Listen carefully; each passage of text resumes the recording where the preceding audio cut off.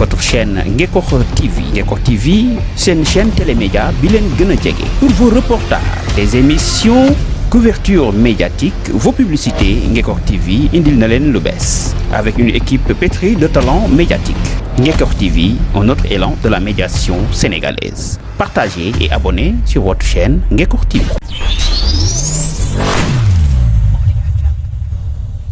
asalaamaaleykum mbokki département de Mbour asalaamaaleykum mbokk commune bu Ngekokh waaye fii nag ñu ngi ci centre socio-culturel bu commune bu Ngekokh waaye jataay bi ngi fekkee tey mën nañu fàttali ne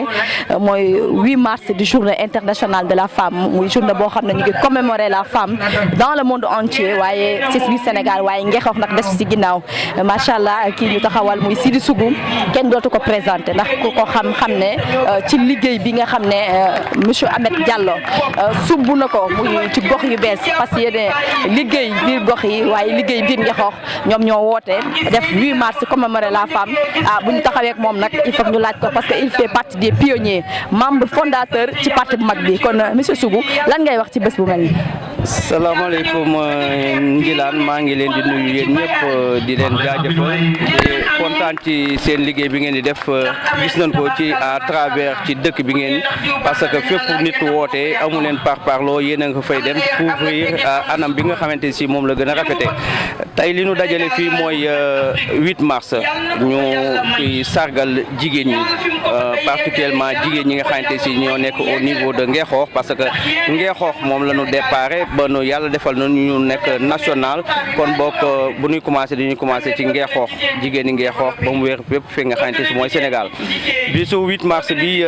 dañu jël innovation nu ñu xam ne li gën a am importance ñu préparer suñuy thème ak yëpp ak suñu sketch ak yëpp pour montrer lan mooy valeur u jigéen parce que ñun suñu parti ni muy doxante moo ni muy doxee ñëpp xam na ko parce que suñu leader Ahmed Diallo dafa jóg pour innover kon boo ko buy innover il faut que ñu gis leen loo xamante si lu bees la 8 mars bi nag ñu ngi ciy sargal particulièrement jigéen ñi Ngekokh ñi nga xamante si ñun am nañ liggéey bu mucc ayib boo xamante def nañ ko à travers ci ñoom former ay GIE former di jàngal leen ñoo xamante si ñu ñuy liggéey ay transformation ay produits alimentaires céréales et tout ça déjà loolu rek c'est quelque chose voilà. macha allah dégg nga ko dañuy fas yéene wane li nga xam ne ñoom jàppale nañ ko ay jigéen ba ñu koy liggéey ci biir commune bi muy transformation ak autonomisation de la femme ci de manière générale kon nag kooku moom moo nekkoon Sidi Sougou di membre fondateur ci parti bi nga xamante ne moom mooy Ahmed Diallo léegi nag yéen si gox yu bees ak Anta yéen nag ban politique ngeen di defal yéen ban politique ngeen programmé plutôt pour jigéen ñi parce que gis nañ ne ànd ngeen ak jigéen ñi bu baax. waaw ñi laan parce que jigéen mooy membre fondateur lépp loo mën a jël jigéen la parce que ñun sunu pionnier fi ñu ko jëkk a appuyer mooy que ci jigéen ñi parce que jigéen ñi lu fi baax ñoom la lu fi bon ñoom la parce que góor ñi am nañ yenn charge yoo xamante si ni duñu mën a teew à chaque fois ci yenn programme yi moo tax jigéen ñi ci la ñuy mën a sukkandiku ba lépp loo xamante si bëgg nañ koo doxal rek ñu daxale ko jaarale ko ci jigéen ñi moo ba mu daj bépp fi nga xamante mooy Sénégal voilà loolu daal mooy li nga xamante si moom mooy benn pàcc ci li nga xamante si ni ci lañu teg suñu tànk. macha allah muy benn pàcc bi nga xam ne moom fa lañ teg suñu tànk maanaam daal yéen ak jigéen ñi daal bu ma leen déggee ba faw kon macha allah gox yu bees ak Anta ñu ngi ci ginnaaw jigéen ñi merci beaucoup Sidi Sougou ci teewaay bi ak ci nangu bi nga xam ne nangul nga ñu ko suñu interview bi ci biir Ngekokh TV. maa ngi leen di gërëm jaajëfal yéen ñëpp encore di leen ñaanal yàlla seen Ngekokh TV bi dem ba mu daj Sénégal yëpp ba nunu yàlla ñaane yàlla nun suñu parti bi di gox yu bees Anta daj Sénégal amin yaa rabbil alamin. merci beaucoup monsieur Sidi Sougou am na solo kon nag ñu continuer rek ci li nga xam ne moo xew ci biir centre socio-culturel bi waaw comme niñ leen ko waxee woon rek léegi ñu ngi fii si centre socio-culturel bu Ngekokh ñëw fekk si fi li nga xam ne moom mooy parti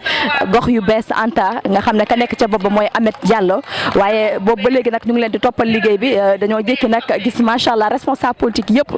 ñëw nañu taxaw wala bokk ñëw di jàppale jigéen ñi ak di commémorer li nga xam ne moom mooy la journée di sargal lingeer yi nga xam ne ñoom ñoo nekk ci àdduna waaye rawatina lingeeru Sénégal ak lingeeru campement Ngekokh ba tax na nag ñu ngi jàkkaarloo ki nga xamante ne moom mooy Arona Diallo di frère ci li nga xamante ne moom mooy le coordinateur national de gox yu bees ñu jox ko micro bi rek mu wax ñu lan mooy ay impression ci tey ci journée 8 mars bi.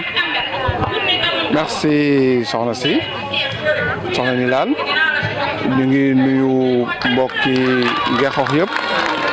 di rafetlu la présence de Ngexox TV tey fii si journée bu am solo bi mu nekk la journée internationale de la femme célébrée ici à Ngexox di rendre hommage les femmes de Ngexox en général mais particulièrement les femmes de Gox yu Bees Anta mu nekk ay femmes yoo xamante ni yu am solo am njëriñ ci parti bi nekk ci jàmbaar lool nangoo sonn lool ci parti bi nangoo sonn lool ci Ahmed Diallo lépp lu mu soxla suba ba ngoon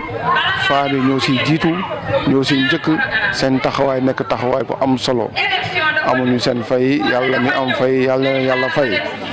mais loolu rek taxul tey ñu dajale fii jigéen ñi tey pour tàccoog wéy ak fecc Ahmed Diallo vision bu am sur la femme de manière générale mooy jigéen mënal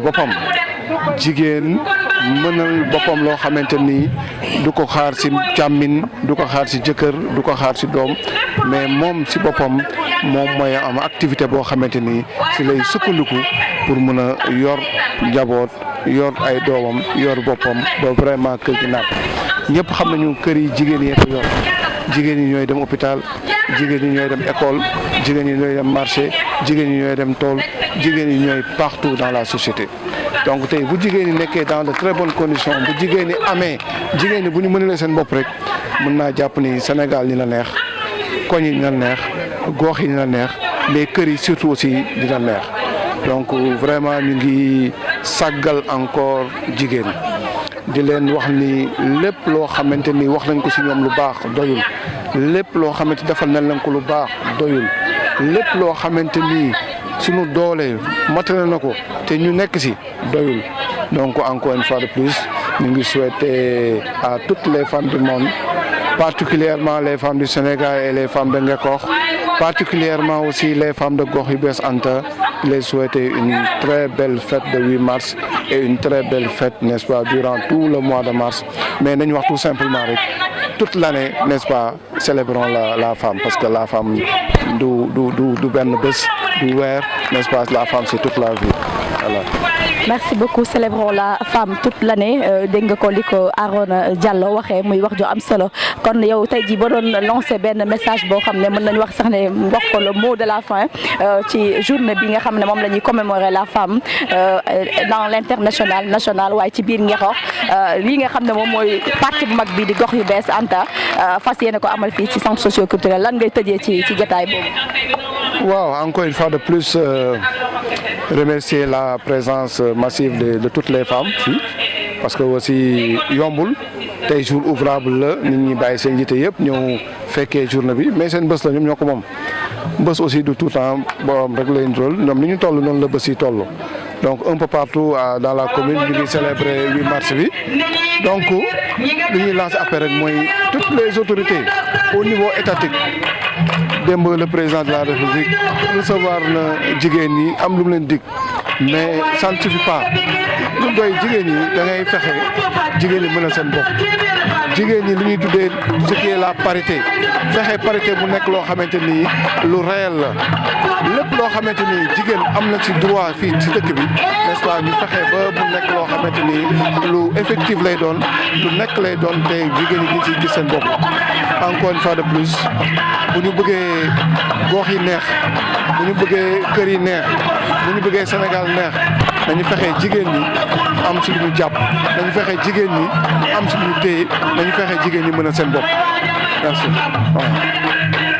Merci beaucoup monsieur Arona Diallo di leen fàttali ñu ngi woon fii ci centre socio collectif bu Ngexox doon célébrer la femme doon célébrer la Linguère waaye di célébrer femmes yi nga xam ne ñoom ñoo nekk ci gox yu bees gis nañu forte mobilisation bi nga xam ne am na fi responsable politique yi ñu ngi taxaw ba loolu rek gis nañ ci kenn koo xamante ne mooy responsable politique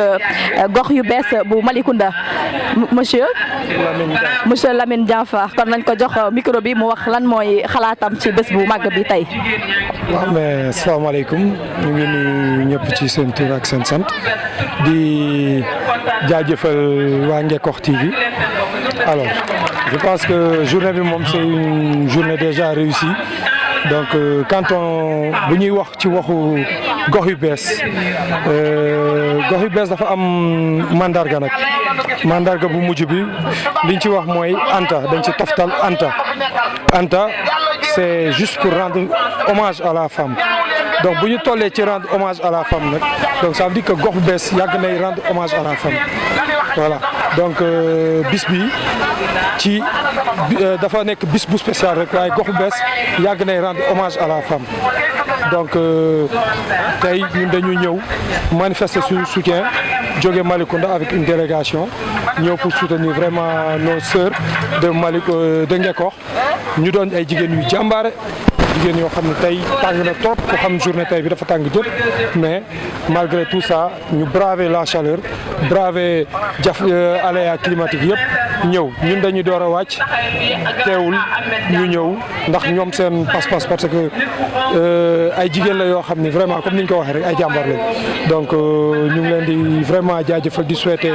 une très bonne fête à toutes les femmes du monde mais particulièrement aux femmes de gox yu bees. Merci beaucoup bonne fête à toutes les femmes du monde dégg nga ko li nga xam ne moom mooy coordinateur gox yu bees bu Malicounda li mu wax macha allah kon am na solo xanaa ñu toppalaatal leen rek li nga xam ne moom moo xew ci bés bi ñu ngi leen di remercier ci intervention de haute facture yi nga xam ne apporté ngeen ko ci biir Ngekokh TV.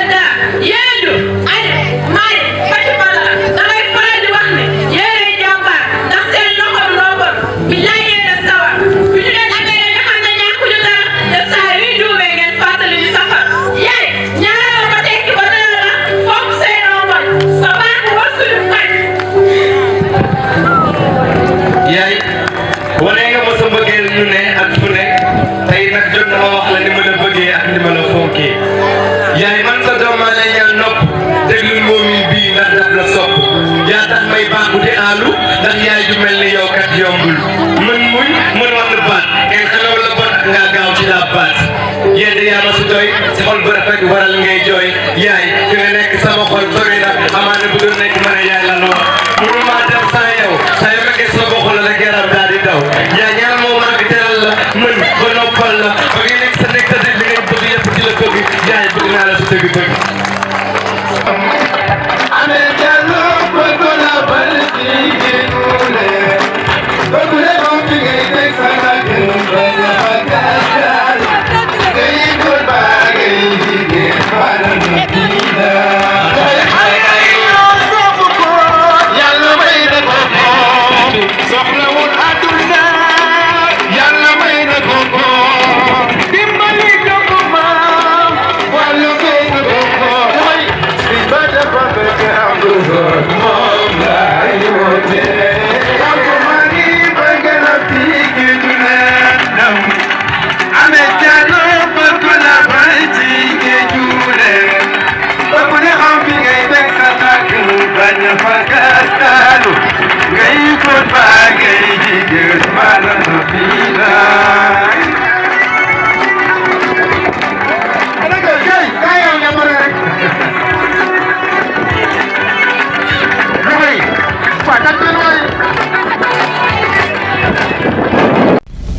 Votre chaîne Ngekokh TV. Ngekokh TV, c'est une chaîne télémédia bilen gëna jege. Pour vos reportages, des émissions, couverture médiatique, vos publicités, Ngekokh TV indil na len lu bees. Avec une équipe pétrie de talents médiatiques. Ngekokh TV, un autre élan de la médiation sénégalaise. Partagez et abonnez sur votre chaîne Ngekokh TV.